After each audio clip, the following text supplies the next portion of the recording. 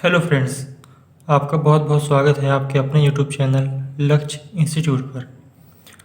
दोस्तों, इसके पहले मैंने एक वीडियो डाला था ज्योमेट्री की क्लास नंबर 1। उसमें हमने छोटे छोटे पॉइंट डिस्कस किए थे। आज हम उसके आगे की बात करते हैं ज्योमेट्री में और रेखाएं एवं कोण के अंतर्गत और क्या क्या पार्ट अभी बचे हैं। तो हम बात करते हैं कोण की। कोण क्या होता है? दो असंरेखीय किरण जिनका एक उभयनिष्ठ प्रारंभिक बिंदु हो, कोण कहलाता है। मतलब क्या कहने का ये कि एक उभयनिष्ठ प्रारंभिक बिंदु है हमारा क्या, P। यहाँ से एक किरण जा रही है B और यहाँ से एक किरण जा रही है A। तो इसको हम क्या बोलेंगे? कोण बोलेंगे, PB और PA। तो ये किसका निर्माण कर रहे हैं? एक कोण थीटा बना रहे हैं। जहाँ पे PA और PB क्या हैं?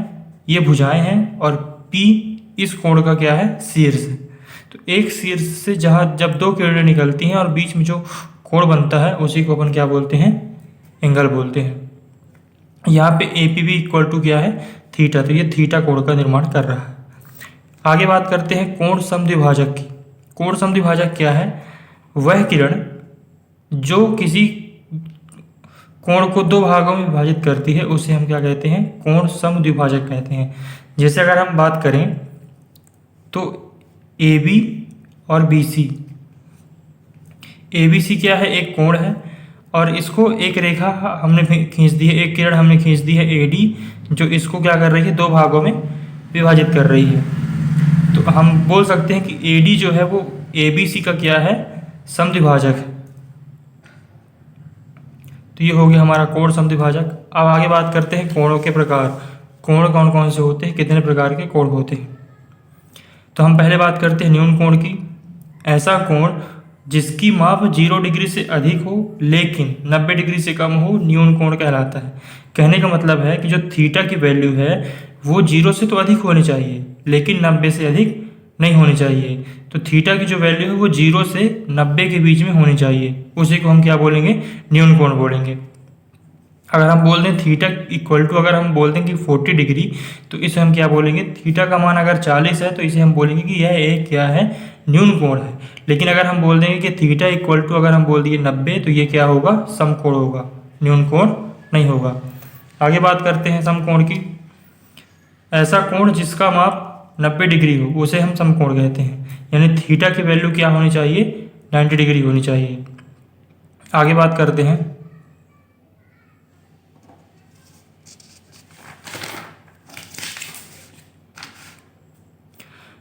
करते हैं अधिक कोण की। अधिक कोण इसमें क्या है? ऐसा कोण जिसका माप 90 डिग्री से अधिक लेकिन 180 डिग्री से कम हो उसे हम अधिक कोण कहते हैं। यानी थीटा की जो वैल्यू है वो 90 से अधिक होनी चाहिए लेकिन 180 से कम होनी चाहिए। इन दोनों के बीच में जो थीटा की वैल्यू होगी उसी को हम क्या कहेंगे? अधिक कोण कहेंगे। इसका हम डायग्राम देख लेते हैं। ये थीटा की वैल्यू हम यहाँ पे 90 से लेकर 180 के बीच में हम रख सकते हैं कुछ भी। तो ये हमारा अधिक कोण हो जाएगा। आगे बात करते हैं सरल कोण की, या इसी को कहते हैं ऋजु कोण। ऐसा कोण जिसकी माप 180 डिग्री से, जिसकी माप क्या हो? 180 डिग्री हो, उसे हम कहेंगे सरल कोण। इसमें एक सीधी रेखा होगी 180 डिग्री। हम सभी जानते हैं कि एक सीधी रेखा होती है। तो ABC क्या है? एक सीधी रेखा है, इसे हम कहेंगे सरल कोण। यहाँ पे थीटा की वैल्यू क्या है? 180 है।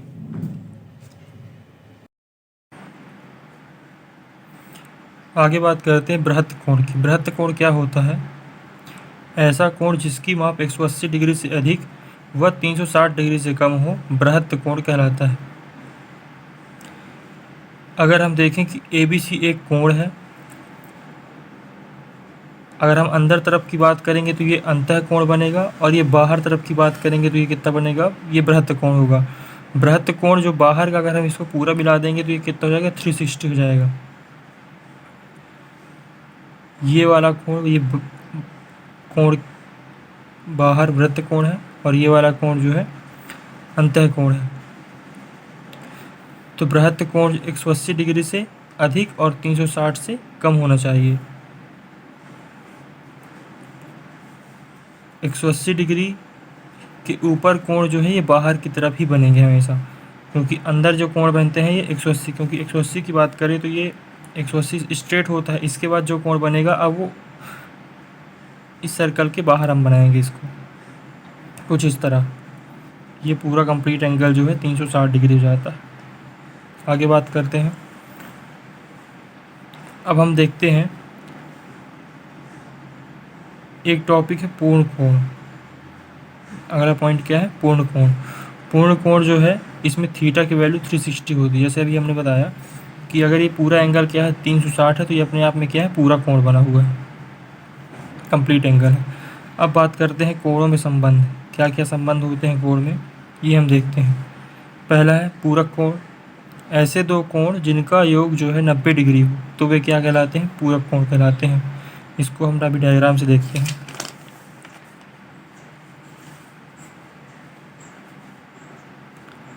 ये एंगल जो है समकोण त्रिभुज है। ABC क्या है? एक समकोण त्रिभुज है। समकोण त्रिभुज का जो मान होता है वो 90 डिग्री होता है। अगर हम बीच से एक किरण खींच देते हैं BD, तो ये इस कोण को दो भागों में विभाजित करता है, एक θ1 और एक θ2। अगर ये कंप्लीट एंगल पूरा 90 डिग्री है तो इसके अगर हम बीच से एक लाइन खींच देते हैं तो ये दो भागों में बढ़ जाता है, एक θ1 एक θ2। तब भी इनका योग जो है कितना होगा? 90 डिग्री होगा। तो ऐसे दो कोण जिनका योग 90 डिग्री हो उसे हम क्या कहते हैं? पूरक कोण कहते हैं। आगे बात करते हैं समपूरक कोण की। ऐसे दो कोण जिनकी मापों का योग 180 डिग्री हो समपूरक कोण कहलाता है। जैसे ये एक रेखा है स्ट्रेट 180 डिग्री की। अगर हम इसके बीचों बीच एक लाइन ड्रॉ करते हैं तो ये दो भागों में बढ़ जाता है, एक θ1 एक θ2। और इन दोनों, क्योंकि सीधी रेखा पर 180 अंश का कोण बनता है, अब इसके बीच से हमने एक लाइन ड्रॉ करी तब भी ये जो कोण है वो 180 अंश का ही होगा, लेकिन ये दो भागों में बढ़ गया। तो इन दोनों का योग कितना है? 180 अंश। इसे कहते हैं समपूरक कोण। आगे बात करते हैं रैखिक युग्म कोण की।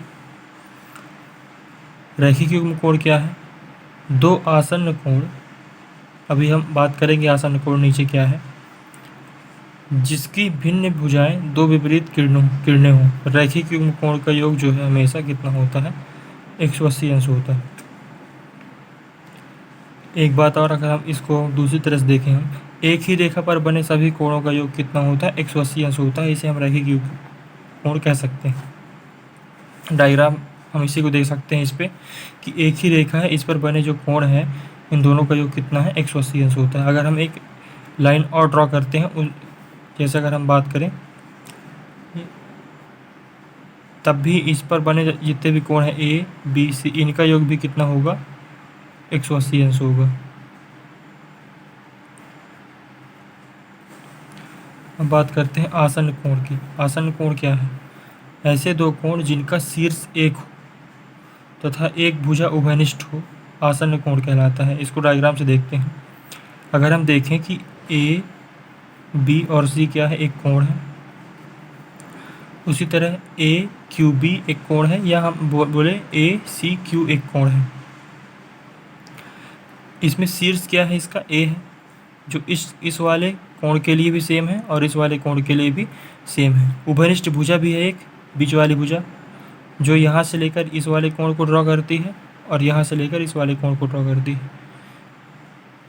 तो इसे हम क्या कहेंगे? आसन्न कोण कहेंगे। कि ऐसे दो कोण जिनका शीर्ष भी क्या हो? एक हो। A शीर्ष है जो दोनों में कॉमन है, तथा एक भुजा उभयनिष्ठ हो।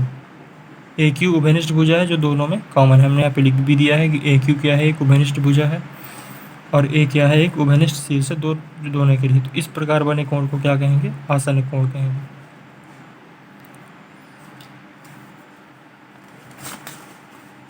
अगली बात करते हैं शीर्षाभिमुख कोण। ये बहुत ही इंपॉर्टेंट पॉइंट है, इसको ध्यान में रखिएगा।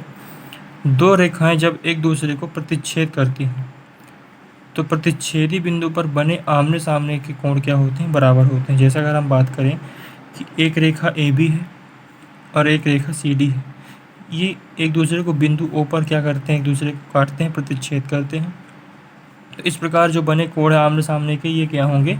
बराबर होंगे। अगर हम बात करें कि जो एंगल A हमारा दिख रहा है, ये एंगल क्या होगा? इस वाले एंगल के क्या है? बराबर है। तो ये दोनों बराबर, और ये वाला एंगल आपस में क्या होंगे? बराबर होंगे।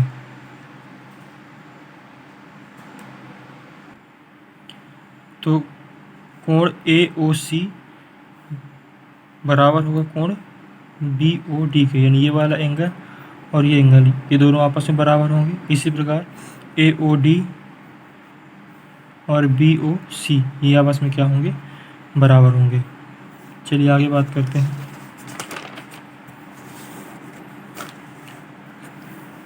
कल के वीडियो में हमने बताया था आपको तिर्यक रेखा क्या होती है। आज हम तिर्यक रेखा द्वारा बनाए गए कोण देखेंगे, जो कि सबसे इम्पोर्टेंट टॉपिक है इस रेखा एवं कोण का। इसी पे जुड़े जो है सारे सवाल हम हल करते हैं। तो इस पॉइंट को आप अच्छे से ध्यान में रखिएगा।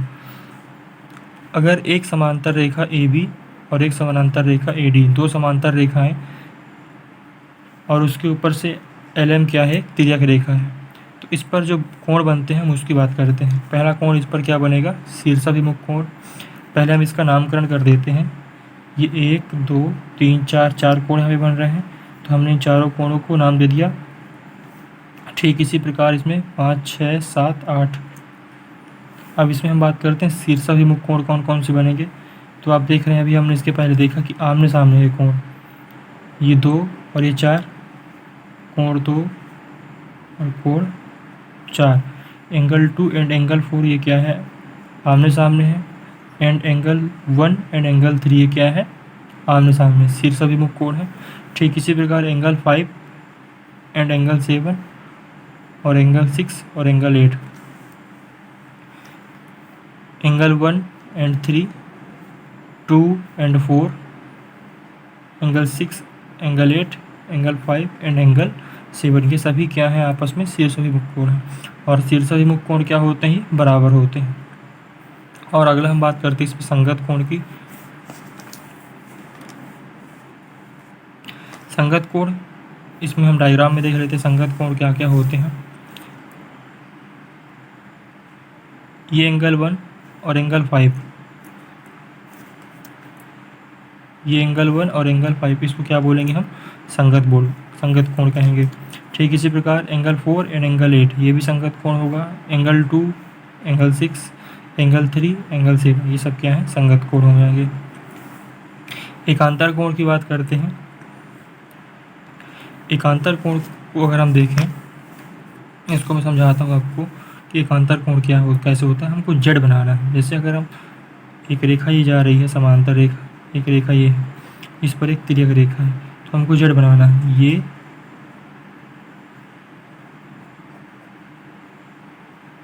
अच्छे से ड्रॉ कर देता हूँ।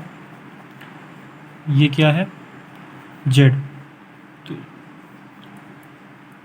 ये वाला कोण और ये वाला कोण, ये दोनों आपस में क्या होंगे, बराबर होंगे। ठीक इसी प्रकार उल्टा एक जेड बनेगा, यहाँ से इधर से ये, तो ये वाला एंगल और ये वाला एंगल ये भी आपस में क्या होंगे, बराबर होंगे। तो इसी को हम क्या बोलेंगे, एकांतर कोण बोलेंगे। आगे बात करते हैं अंतःकोण की। अंतःकोण क्या होता है, तो एक ही लाइन के, एक ही रेखा के अंदर बने हुए कोण को हम क्या कहेंगे, अंतःकोण कहेंगे। इस डायग्राम में देख लेते हैं। ये एक रेखा है, इसमें अंदर की तरफ एंगल 4 और अंदर की तरफ क्या बन रहा है, एंगल 5। तो एंगल की तरफ क्या बन रहा है, अंदर की तरफ बन रहा है एंगल 4 और एंगल 5। और अंतःकोण का जो योग होता है वो हमेशा कितना होता है, 180 अंश होता है। इसी प्रकार एंगल 3 और एंगल 6 बनेगा, इसका योग भी क्या होगा, 180 अंश होगा। अब बात करते हैं बाह्य कोण की। जिस प्रकार अंतःकोण बन रहा है वैसे ही बाह्य कोण बनेगा। तो बाह्य कोण यानी एक रेखा, अगर हम बात करें, एक समानांतर रेखा हम खींची दो, इस पर एक तिर्यक रेखा है, ये वाला कोण और ये वाला कोण, ये अंतःकोण था। ये एंगल और ये एंगल, ये अंतःकोण है।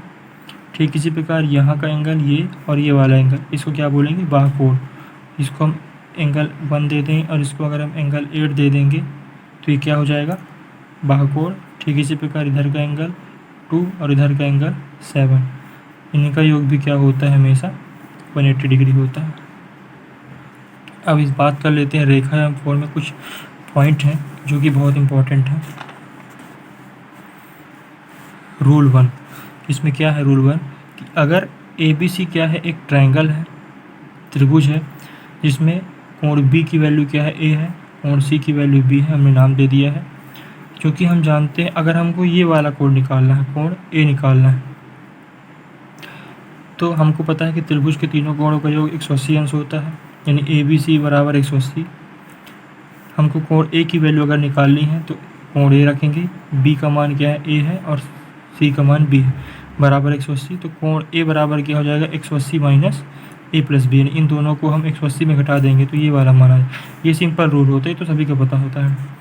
एक नया पॉइंट इसमें यह है कि अगर हमको कोण ए निकालना है तो जो बाह्य कोण बन रहा है कोण सी और जो बाह्य कोण बन रहा है कोण डी, इन दोनों के योग में अगर हम 180 को माइनस करेंगे तब भी कोण ए को निकाल सकते हैं। आगे बात करेंगे।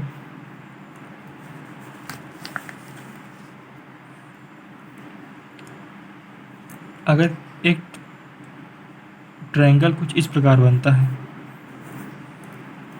तो इसमें रूल ये है कि जो ये वाला कोण है ये इन तीनों कोणों के योग के बराबर होगा, यानी एंगल ए जो है वो angle B, angle C and angle D के बराबर होगा। इसको जब हम सवाल आएगा तो हम बहुत अच्छी तरह से इसको समझेंगे।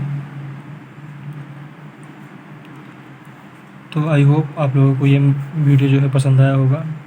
आपको वीडियो कैसा लगा कमेंट करके आप ज़रूर बताएं और हमारे चैनल को लाइक और सब्सक्राइब करें। कल के वीडियो में हम इसके कुछ पॉइंट देख लिए थे, आज जो बचे हुए पॉइंट थे उनको मैंने इस वीडियो में कवर कर दिया है।